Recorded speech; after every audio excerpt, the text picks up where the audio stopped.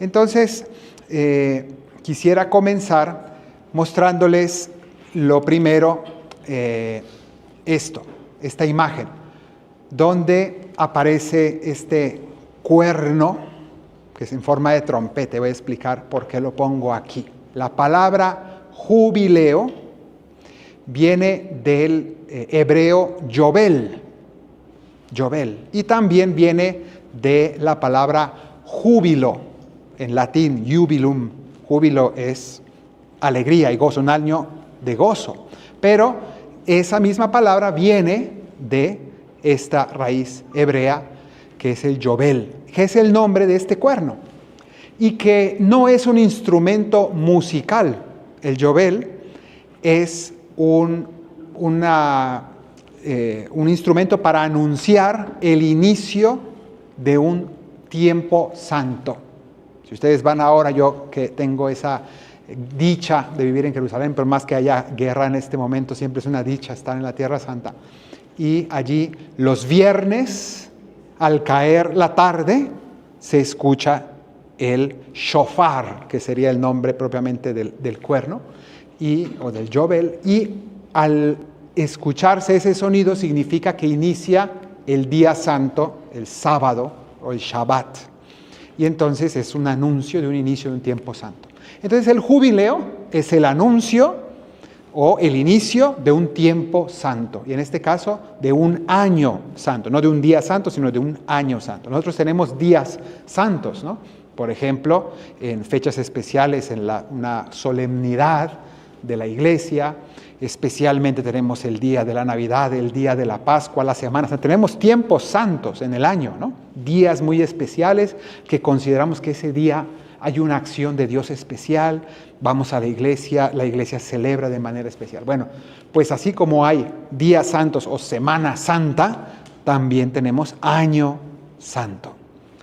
¿Y de dónde viene esto del Yobel? Pues precisamente era la tradición tomada de la Biblia. Y en la Biblia está el libro del Levítico. El libro del Levítico tiene muchos ritos y muchas normas rituales. Pero en el capítulo 25, es fácil de recordarse porque estamos hablando del año 2025, entonces ahí nos lo aprendemos fácil.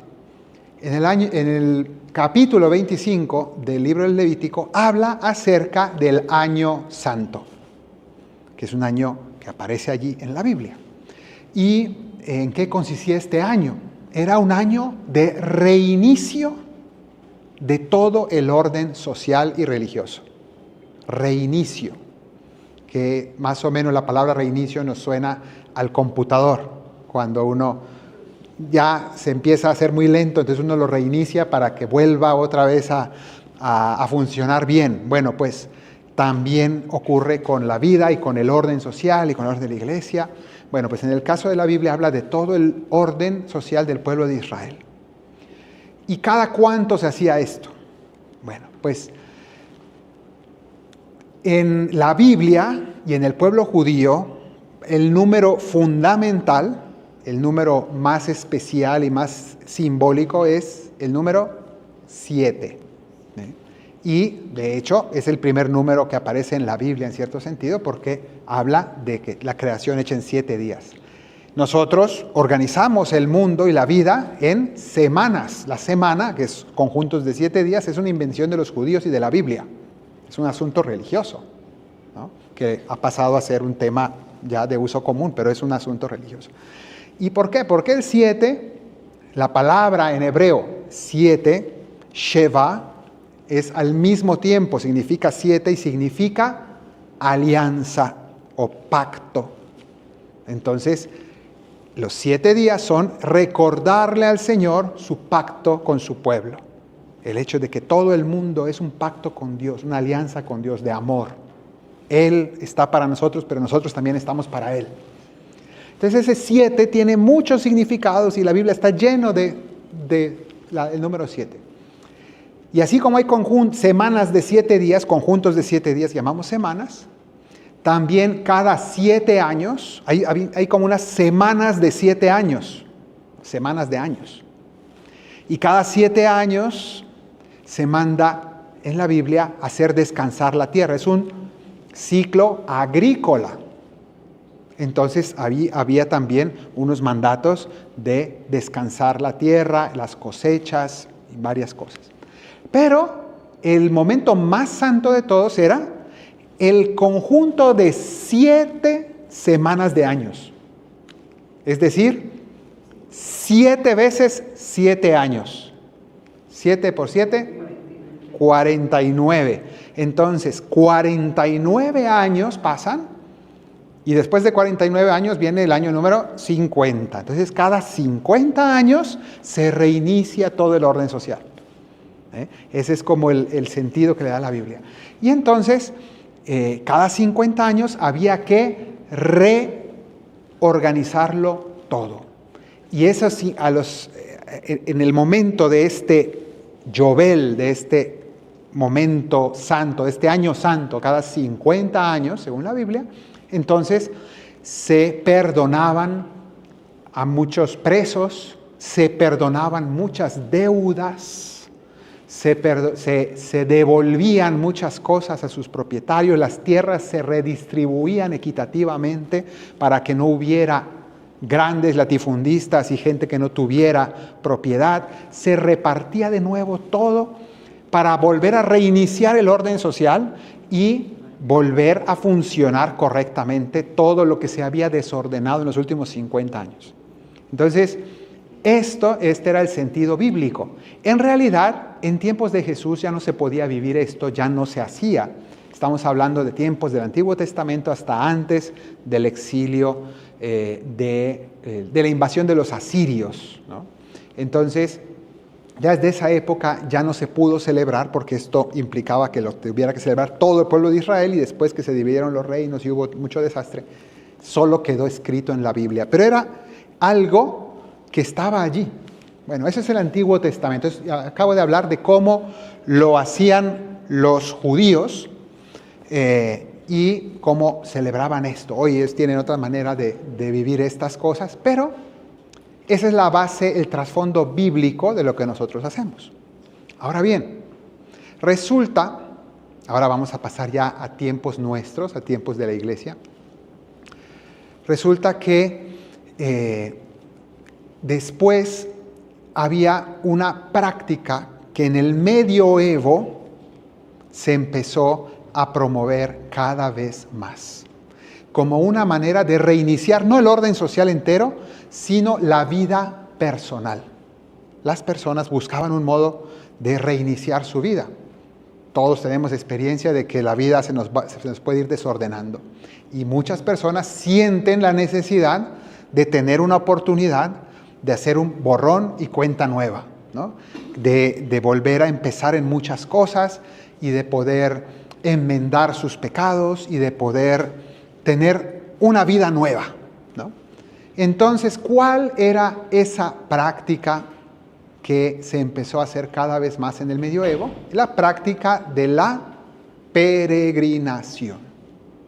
Y especialmente una peregrinación muy importante era la peregrinación a la Tierra Santa.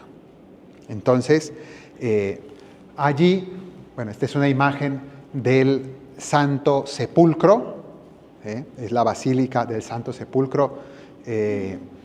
Allí abajo es como hoy está la capillita donde se encuentra la tumba de la resurrección, que siempre fue considerado el lugar más santo del mundo, porque es donde el Señor fue sepultado y de donde resucitó, donde inició la vida nueva.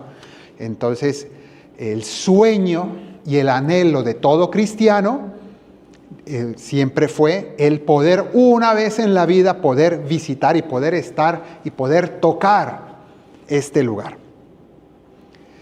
Y en general la Tierra Santa, pero en concreto esto. Entonces la gente tenía esa ilusión, ese deseo. Pero en el medioevo el medioevo es muy largo y tenemos unos momentos muy críticos para la Tierra Santa en los que llegan los musulmanes, arrebatan a los cristianos los lugares santos, después llegan los cruzados, recuperan la Tierra Santa precisamente por el significado tan importante para tantos cristianos que querían ir allí, y porque esta basílica había sido destruida por completo por algunos musulmanes, entonces los cruzados fueron a recuperar este sitio, reconstruyeron esta iglesia, la que hoy se ve es básicamente la que hicieron los cruzados. Estamos hablando de finales del siglo XI. Entonces, ellos llegan allí, reconstruyen, recuperan la Tierra Santa y empiezan a ayudar a que las personas vayan de nuevo a la Tierra Santa y viajen hasta allá. Pero después de esto, otra vez los cruzados perdieron los lugares santos, fueron expulsados de nuevo por los musulmanes y así se mantuvo hasta el siglo XX, prácticamente con distintas formas, pero desde entonces, estamos hablando del finales del siglo XIII hasta el siglo XX, prácticamente era un peligro enorme ir a la Tierra Santa. Se podía, pero con mucho riesgo. Entonces, la gente tenía esta práctica de ir a la Tierra Santa y, sin embargo, nosotros, claro, hoy decimos ir a la Tierra Santa, pues compro un pasaje de avión, me subo, hago alguna escala, llego ahí muy cansado por el vuelo y me voy a un hotel y me doy una vuelta por la Tierra Santa y me regreso. Pero en realidad eso no es la peregrinación de la que estamos hablando en ese momento. En aquel tiempo, ir a la Tierra Santa no solamente era llegar y tocar este lugar, que es lo principal, sino que todo el viaje, imagínense ustedes cómo iba una persona hasta la Tierra Santa. Primero, caminar hasta un lugar donde pudieran tomar un barco. No de cualquier puerto podían tomar un barco. Eran viajes larguísimos donde la gente exponía su vida y su salud y era altamente probable que murieran en el intento de llegar. Era lo más probable que una persona caminando, yendo en los medios de la época y llegando a un barco y que el barco se hundiera o que los asaltaran o que tantas y tantas cosas que en realidad la gente cuando emprendía la peregrinación, como dijimos, era para reiniciar su vida, para recomenzar, pero ¿cómo lo podían hacer? Bueno, pues con ese viaje, poner en peligro su vida de una manera heroica, y después, cuando ya no estaba en manos de cristianos el lugar, era todavía más riesgoso porque era llegar a tierras musulmanas arriesgando la vida allí, pero con todo eso iban porque sentían que era una penitencia por sus pecados.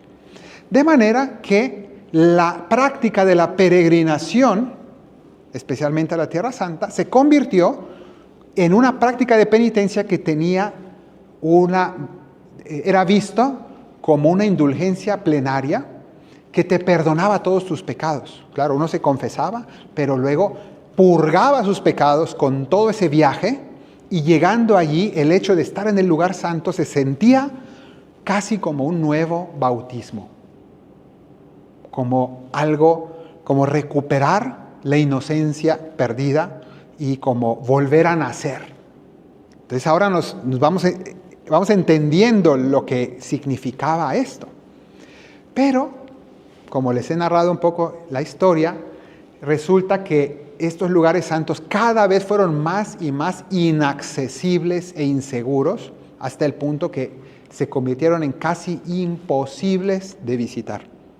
Entonces, debido a esto, se empiezan a crear nuevos lugares de peregrinación. La gente ya tiene la convicción de que la peregrinación es el modo más profundo de cambiar de vida. Y efectivamente, la peregrinación no solamente es un peligro, sino que es un proceso, es un camino largo donde la persona viaja, pero en ese viaje se desprende de su pasado, reflexiona, cambia de vida, cambia de corazón, aprende a orar. Realmente es un camino de conversión, es una práctica de verdadero cambio interior. Entonces, la gente ya tiene ese ideal del peregrino, pero ya no pueden ir a Tierra Santa. Entonces, ¿cuál es la segunda opción? Vamos a otra Tierra Santa que es la tumba de los apóstoles del Señor. Concretamente la tumba de San Pedro, el príncipe de los apóstoles, y la tumba de San Pablo. ¿Dónde están enterrados los dos? ¿Dónde murieron ellos dos? En la ciudad de Roma. Entonces, la tumba de San Pedro está en el Vaticano, la Basílica de San Pedro. Esta que está aquí es la actual, que es justamente después del medioevo, al terminar el medioevo. Este es ya del inicios del siglo XVI. Antes estaba una anterior. Y esto hace que la gente empiece a ir a peregrinar, pero ahora a Roma, que además era un poquito más fácil para Europa ir a Roma que ir a Tierra Santa, era más cerca. Pero aún así, estamos hablando de viajes larguísimos y estamos hablando también de algo, de una hazaña verdaderamente para llegar a este lugar, a tocar, y se convirtió en el anhelo de vida. Una vez en mi vida tengo que llegar a tocar la tumba de los apóstoles Pedro y Pablo. Entonces, este fue el segundo paso. Y la otra peregrinación que también empezó a surgir era de otro de los apóstoles. Está Pedro y Pablo, pero luego también está Santiago apóstol, que era otro de los tres principales apóstoles. De los tres, de entre los 12, los tres más cercanos a Jesús eran Pedro, Santiago y Juan. Entonces, se creó la tradición de visitar la tumba de Santiago, que la tradición siempre la ubicó en Galicia, que era considerado el fin del mundo, el último lugar antes de llegar al Océano Atlántico, ¿no? Que es lo que llamaban en latín Finisterre, que significa el final de la tierra, donde se acaba el mundo. Entonces, allí la gente peregrinaba, lo que hoy llamamos Santiago de Compostela, o Campo de Estrellas, significa Compostela. Entonces, la gente empezó a hacer el camino de Santiago. Y entonces, de nuevo, las peregrinaciones a Santiago de Compostela se convirtieron en algo muy común. Y gente de todo el mundo iban o a Roma o a Compostela, ¿no? A los que iban a Roma se le llamaban los romeros, eran las romerías, era ir en grupos, se organizaban grupos de gente que se ayudaban para llegar a Roma. Entonces, se volvió en una práctica muy, muy frecuente. Y así llegamos al siglo XIII, XIV, es decir, estamos hablando de los años 1200, 1300, y la iglesia empieza a tener ya conciencia de que esto es algo muy, muy popular, que son muchísimas las personas que están haciendo estas prácticas de peregrinación. Le quiere dar un orden y también le quiere dar una cierta bendición especial a esa práctica que hace mucho bien a las almas. Entonces, lo que hace el Papa es declarar unas indulgencias especiales. Y entonces ya a finales del siglo XIII, es decir, 1290 y tantos, se empiezan a proclamar ciertas indulgencias especiales llamadas un perdón especial. Entonces, el que peregrine en tal fecha, tal lugar, recibe un perdón especial. Y de esos perdones queda todavía uno muy famoso a inicios del mes de agosto, que en todo el mundo se practica, que se llama el perdón de Asís, por ejemplo, ¿no? Que es esos días quien visite una iglesia franciscana en cualquier parte del mundo puede obtener una indulgencia. Entonces, eso viene de esa época, empezaron a hacer estas prácticas y en el año 1300, así exactito, 1300, el Papa Bonifacio VIII declaró el primer jubileo de la historia. Entonces, es la primera vez que el primer jubileo católico de la historia. A imagen de esos jubileos bíblicos que expliqué al inicio, entonces de una manera semejante, un año santo, un año especial de gracia, donde se invitaba a la gente a peregrinar a la tumba de San Pedro y a la tumba de San Pablo, y así reiniciar la vida de uno. con una práctica especial, ¿no?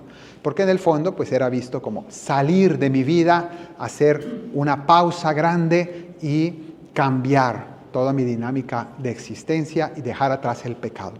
Entonces, esto fue el primer jubileo, en el año 1300.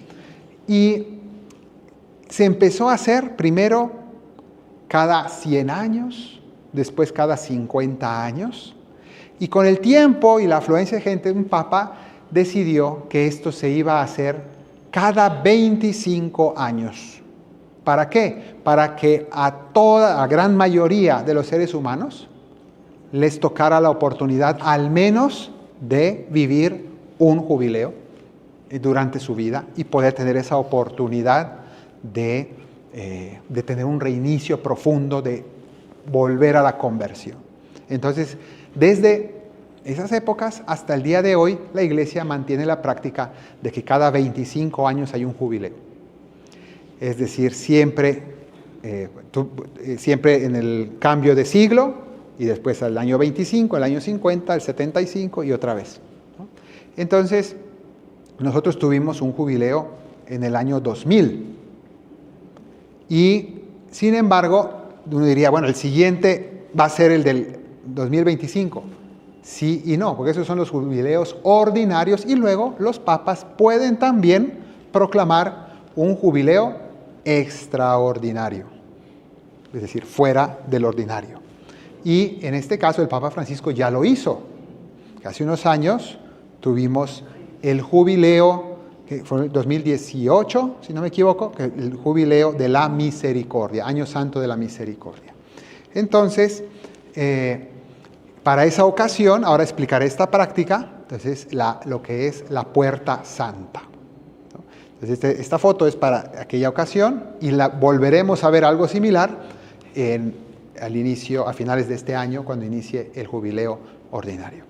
Entonces, tuvimos el año extraordinario de la misericordia, proclamado por el Papa Francisco. Este siguiente será llamado el jubileo de la esperanza, así como ya tuvimos uno de la misericordia, y el tema central fue la misericordia. El que viene, el del próximo año, estará centrado en vivir la esperanza. Ahora hablaremos algo sobre eso. Y, sin embargo, no habrá que esperar hasta el 2050, sino que sabemos que habrá otro jubileo muy especial antes de eso, que será en el año 2033. ¿Por qué en el año 2033? Porque simbólicamente celebramos los 2000 años, ¿de qué será? 2000 años de la Pascua de Cristo, es decir, de la pasión, muerte y resurrección del Señor. No es algo exacto en el sentido de que la Biblia no nos dice exactamente a qué edad fue esto, pero siempre hemos considerado que aproximadamente Jesús a los 33 años murió en la cruz y resucitó, y por ello pues tomamos el número 33 como referencia de celebración. Y entonces nosotros en el 2033 vamos a celebrar los 2000 años de la redención, y será también un año sumamente especial. Pero para eso todavía faltan 8 o 9 años. Ahora tenemos el jubileo ordinario, sumamente especial. Y entonces, para ello está esta práctica de la puerta santa. ¿Y qué significa esto de la puerta santa? Los peregrinos llegan a Roma, pero no solamente llegan a Roma y dan una vuelta, sino concretamente la práctica, esto prácticamente es un sacramental, que es casi como un sacramento. Y se han construido en las basílicas principales unas puertas que solamente se abren en ocasión del jubileo. Y entonces a eso se les llama la puerta santa. ¿Y por qué una puerta? Porque hace referencia a una frase del Señor en el Evangelio de San Juan, capítulo 10. Él dice, yo soy la puerta de las ovejas, ¿no? Entonces nosotros queremos entrar. ¿Puerta de qué? Puerta del cielo, ¿no? Entonces nosotros queremos entrar al cielo a través de ¿quién? De Cristo. Entonces, la puerta es Cristo y al entrar por esa puerta nosotros simbolizamos que queremos entrar por Cristo, a través de Cristo. Entonces, esta puerta es una puerta simbólica, una puerta especialmente bella y hay muchas puertas santas. Esta es la más famosa, la de San Pedro, que es la principal porque es el ingreso de los peregrinos en el jubileo a la tumba de Pedro. Y esta puerta no solamente se cierra con llave, sino incluso cuando termina el jubileo, además de cerrarla, se construye un muro detrás de la puerta, de manera que ahora, para el mes de diciembre, tienen que tumbar ese muro y volver a despejar para que se pueda abrir y comenzar el jubileo. ¿En qué fechas va a ser el jubileo próximo? Bueno, pues inicia no el 1 de enero, uno diría, pues es el 2025, será del 1 de enero al 31 de diciembre. No, el jubileo iniciará en la noche de Navidad de este año, es decir, la noche del 24 de diciembre, hora de Roma, y allí será la ceremonia de apertura de la Puerta Santa. Y la Puerta Santa estará abierta desde ese momento todo el año hasta la fiesta de Epifanía, 6 de enero 2026. Es decir, que estamos hablando de 1 año y 15 días aproximadamente, sumando una semana antes y una semana después. Esa es la duración del jubileo. La apertura de la Puerta Santa de Roma y la clausura de la Puerta Santa de San Pedro serán esas fechas, y luego, justo después de la apertura y justo antes, los días antes de la clausura, habrá otras aperturas de puertas santas de otras basílicas en Roma, porque la indulgencia que el Papa quiere dar no es un privilegio exclusivo de quien puede ir a Roma, ¿no? Sino es para todos. Pero no cabe duda que es una gracia especial el poder hacer o tener esta práctica de llegar a la tumba de Pedro, que tiene todo ese simbolismo y toda esta práctica de salir de la propia comodidad para llegar a un lugar lejano a buscar la gracia de Dios. Entonces, esta Puerta Santa, pues la veremos abrir ya muy próximamente.